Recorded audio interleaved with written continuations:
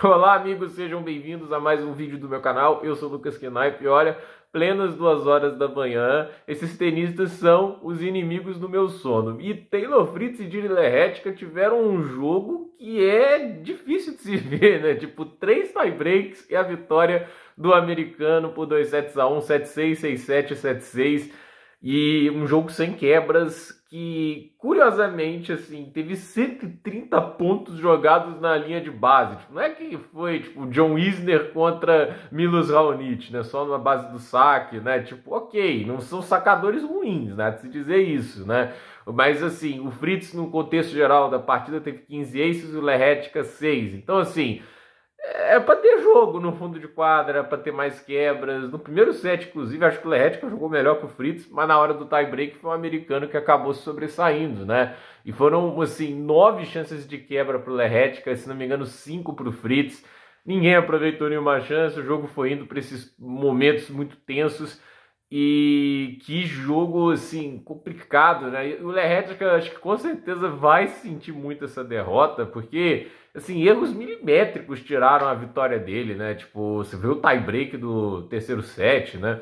E assim, há de se dizer, um jogo muito bem jogado pelos dois, né? Tipo, foi um jogo de altíssima qualidade.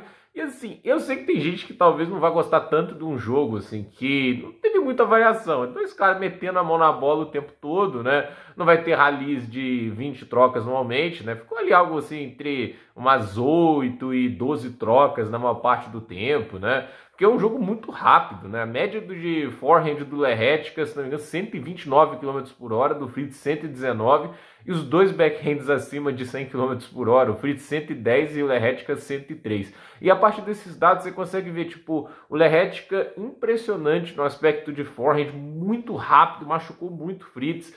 O Fritz tem um forehand que, assim, ele coloca um pouquinho mais de giro, né? Porque, assim, ele até tem capacidade de aceleração gigante, mas ele tá preferindo colocar mais a colocação, né? Tipo, não é toda hora que ele tá indo pra ir no puro, assim, sem giro nos golpes, mas no backhand ele tem muito mais confiança para acelerar, ele tem mais firmeza do que o Lehetka. Então ficou nesse equilíbrio e num jogo que, assim, o Fritz ganhou 2 pontos a mais que o Lehetka num jogo todo, né? Tipo, de tão equilibrado que foi. E assim, há de se dizer que o Fritz hoje teve uma vitória de gente grande no final, né? Porque se a gente pode criticar lá contra o Fokina, a chance que ele perdeu, hoje era um jogo muito duro, com uma margem de erro muito pequena. Ele tava um mini break atrás no tie break, conseguiu uma boa devolução, se colocou na troca e acabou na troca vencendo o ponto no erro do Lehetka. Aí 4-3, 2 saques para ele, 2 aces. Assim, 2 aces e aí vai 5-5, tem mais um ponto e ele consegue induzir o Lehetka e até na hora lá do 6-5 ele faz um baita saque e o Lehetka devolve muito bem.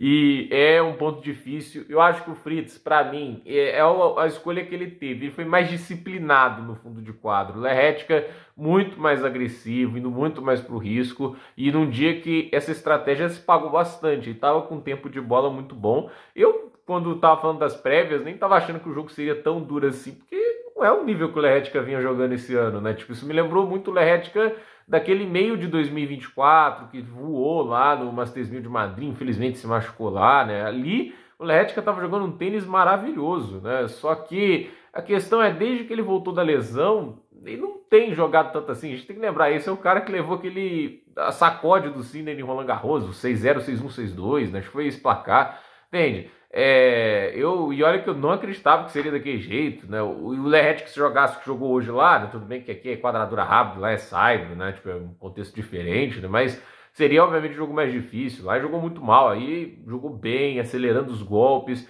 hesitando muito pouco. Mas é um estilo de jogo que, assim, vai dar muito erro, né? Tipo, não tem como você sustentar isso sem errar o tempo todo. Isso não é videogame, né? Tipo, você... E ainda mais o cara que joga tão reto, né? Tipo, uma hora a bola vai na rede, uma hora a bola vai sair no fundo. E aconteceu algumas vezes, e no momento mais crítico ali, ele sentiu um pouquinho mais a pressão do que o Fritz. O Fritz, inclusive, no final, ao meu ver, me surpreendeu, porque mostrou bastante frieza. Que, assim, o jogo não estava fácil. Tava aquele negócio, margem de erro minúscula, o cara acertar 2 aces do jeito que ele fez é um negócio surreal. Mas é a mostra, assim, de que, provando por que ele tá com cabeça de chave 2 no torneio, não é acidental. mas não deixa de ser assim, um jogo muito desgastante fisicamente falando. O Fritz teve que jogar quase 3 horas e vai enfrentar o Andrei Rublev, né? Tipo assim, ele ganha do Lerretica, que obviamente joga muito reto, muito rápido, né? E ele ficou muito desconfortável com esse volume de jogo do tcheco hoje. E assim, né? Cortou o tempo de reação. O Fritz hoje ele ficou mais na defensiva do que ele gostaria. Vai acontecer o mesmo com o Rublev? Eu não sei, né? Tipo, o Rublev não bate tão reto o forehand, mas ao mesmo tempo não é como se o forehand dele fosse fácil de defender.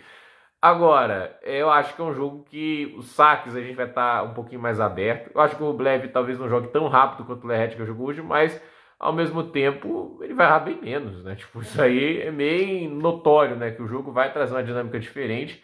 E a meu ver, o Fritz em Washington ele estava mais convincente até chegar contra o Fokina do que ele até agora apresenta nesse torneio de Toronto, né? Tipo, o nível dele tá ali, né? Tipo, não tá jogando tão mal, obviamente, ele tá jogando bem, né? Fez uma vitória, a performance dele contra o Diallo, acho que foi fantástica, né? Mas a questão é, o Fritz tem horas, assim, quando se coloca desconforto, ele tem dado umas osciladas, tem dado umas brechas, que hoje ele foi muito bem em fechar as portas, mas cedeu 9 breakpoints.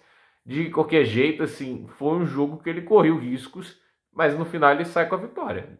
A verdade é que, assim, não pode ficar correndo risco o tempo todo, né? Quando você fica lá andando em cima do meio-fio, você consegue até sustentar, às vezes, uma distância grande, sem pisar no chão, mas você vai equilibrando, uma hora você cai, você escorrega. Não tem como você ficar passando tão próximo do perigo e achar que vai escapar todas as vezes. Então, assim, o Fritz, ele tem que, às vezes, assim, aproveitar algumas chances, porque assim, um momento do jogo capital é breakpoint no 5-5 do segundo set, ele teve uma bola que sobrou no meio da quadra, para machucar de forehand, ele colocou a bola no fundo, levou um contra-ataque vencedor do Lerretica.